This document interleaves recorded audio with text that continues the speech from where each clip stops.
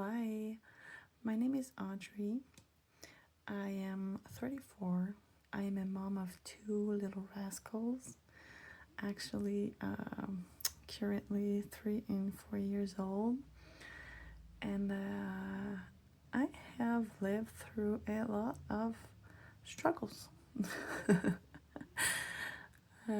Just like everybody else, I've had my share of trials and tribulations, and I eventually develop a system to sort my emotions and make them go way faster.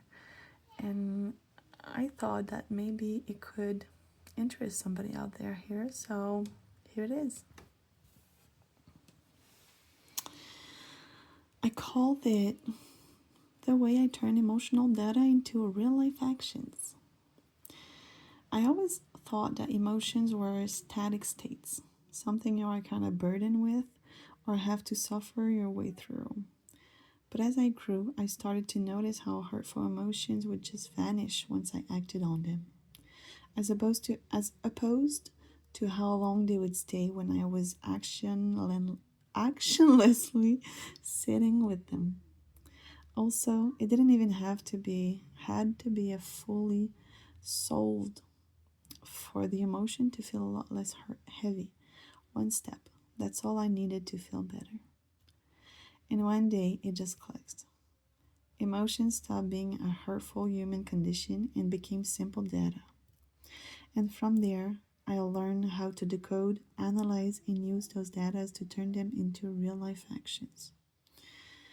Every time I feel something, I process it, and it always makes the emotion go way faster and even hurts a lot less, or even for a shorter amount of time. Don't know if you hear my kids, I'm sorry.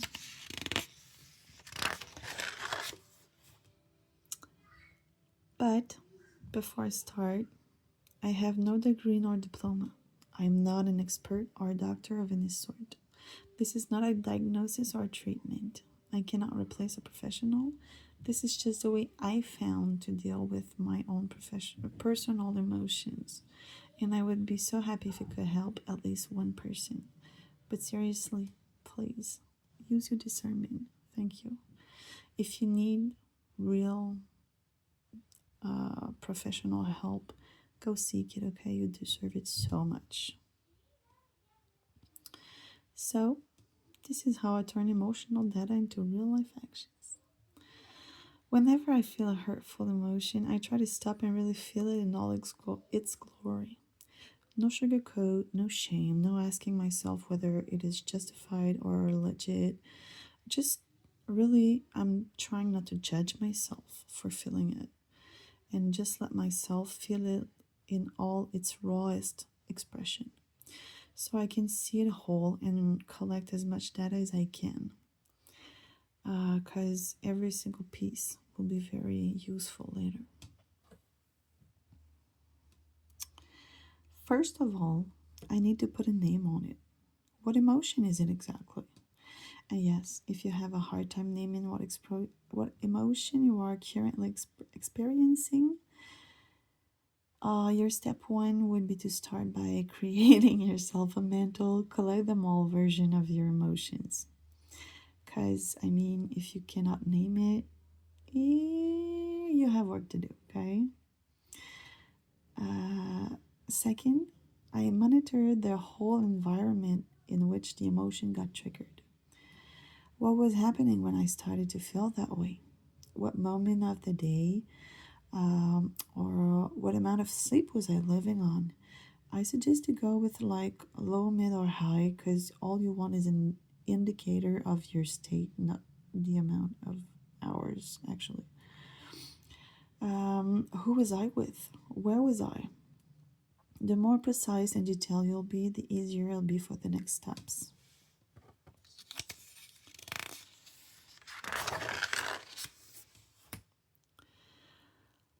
Third, I tried to monitor the intensity of the emotion.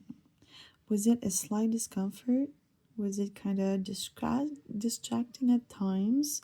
Was it using space in my brain and energy for me to be able to keep going on with my occupations? Like, was it like always having something on the back burner? Or was it so loud that I could only barely keep up with my life? Like, very, very keeping you from doing your day-to-day activities. Once I collected all the informations, I take as much time and deep breath as I need to ground myself back into the present. Because to be able to properly and logically look at my situation, I need to leave my body space and move into my brain space. Because when I'm in my body, I really feel and I really am aware of every sensation inside and out of my body that I could have. So, and it's super important to really register the emotion. But when I want to really analyze it, I need to move into my brain space and dissociate from my body and like stop feeling to really, really be in my pragmatic, logical, and like intellectual self. Then I calmly analyze every single data and sort them neatly.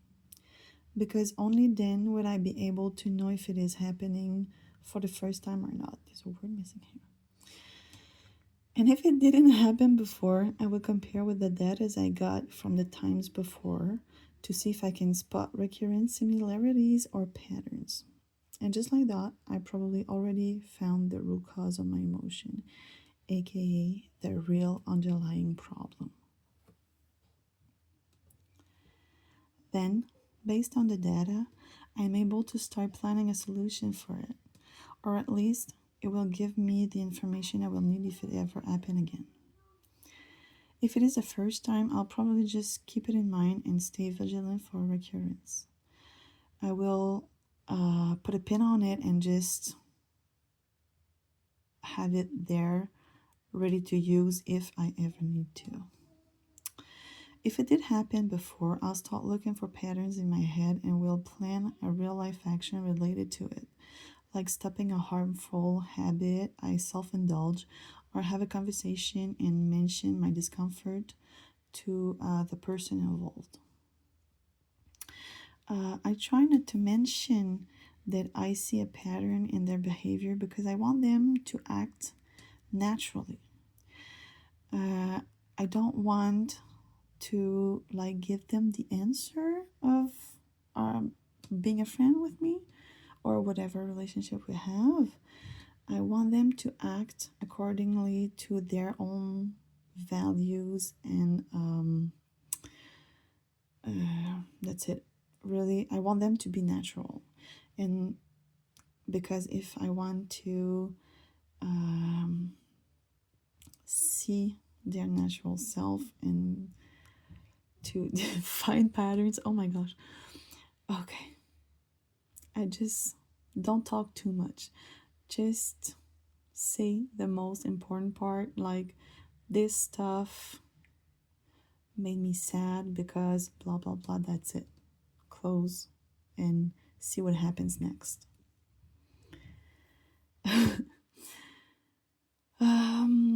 If it is a clear pattern now, and I already had conversations about it, try to put down boundaries, and it keeps resurfacing and I keep getting crossed, I will sadly have to block this person or group access to my time and presence altogether.